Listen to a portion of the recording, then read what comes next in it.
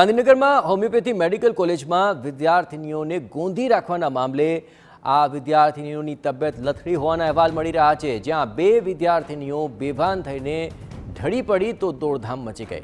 કોલેજના મુખ્ય પ્રવેશદ્વાર પર આ વિદ્યાર્થીનીઓ બેભાન બનીને પટકાઈ હતી।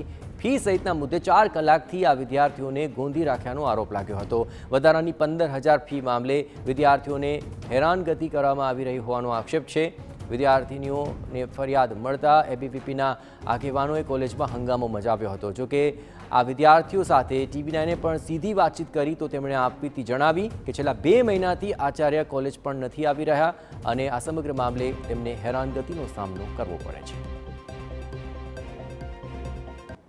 લાસ્ટ 1-1.5 કલાક એમને બંધ કરવામાં આવેલા છે, કેમ કે એ લોકોએ એમ કીધું કે નીચે તમારા લીધે જે હંગામા થયા છે તમે ઈચ્છો છો એવું કે હજી આ ચાલુ રહી એમ અમને બળજબરીપૂર્વકથી એક ડોક્યુમેન્ટ લઈને આવ્યા હતા અમારી પાસે અત્યારે જ, હમણાં અડધી કલાક પહેલાં જ 1 કલાક પહેલાં જ એ લોકોએ એવું કીધું કે આ ડોક્યુમેન્ટમાં એ લોકોએ એવું લખેલું હતું, અકાઉન્ટમાંથી જ કોઈક પર્સન આવેલા હતા એને એમાં એવું લખેલું હતું ડોક્યુમેન્ટ પર કે અમે તમારી પાસેથી ડિપોઝિટ અને જે ફી રેગ્યુલર ફી હોય છે અમારી એમાં હાફ ફી લીધી છે।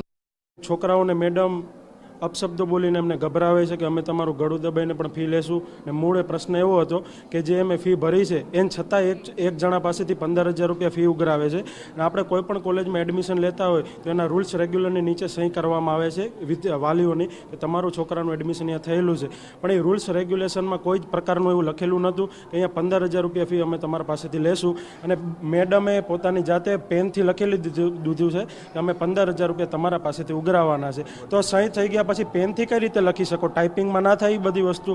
અને છોકરાઓને છેલ્લા 7 દિવસથી ભણવાનું પણ બંધ છે, બહાર તડકામાં ઊભા રખાવે છે, ટોર્ચર કરે છે, અને એવું કીધું છે કે જો થર્ડ પાર્ટીમાં ક્યાંય પણ તમે કોઈને આ પ્રશ્ન કહેશો તો હું તમારી હાજરી જેટલી છે એ 0 કરી દઈશ અને એક હાજરી દીઠે 5,000 રૂપિયા લઈશ।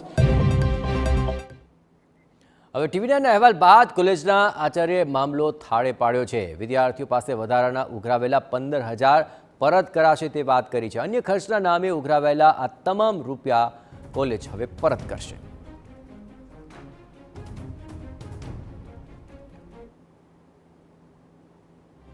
મારા બધા જ લેક્ચરો, મારું બધું જ કામ બધું થતું જ હોય છે। પ્રિન્સિપાલ હાજર હોય ના હોય એ જરૂરી નથી કોઈ પણ કોલેજમાં। તમારી કોલેજ રેગ્યુલર ચાલે છે, ઇટ ઇઝ વેરી ઇમ્પોર્ટન્ટ। અને મારી કોલેજમાં મારા પણ લેક્ચરો લેવાયા છે અને કોલેજ સ્મૂથલી રેગ્યુલરાઇઝ ચાલે જ છે। હું મારા ત્યાં આગળ ઘરે બેઠા બેઠા મારી દીકરીના મેરેજ હોવા છતાં આખી કોલેજ મોનિટર કરતો જોઉં છું। અમે લોકોએ આ વર્ષે એ લોકોની ફી અમે જે કન્વેનન્સ ફી બરાબર જે કોલેજને રેગ્યુલાઇઝ કરવા માટે લેતા હોય છે એ ફી અમે ફ્રી આજે એ લોકોને જે 10-12 છોકરાઓ આપી હતી એ પણ પૈસા આજે પાછા આપીને એને ક્લિયર કરી દીધી છે।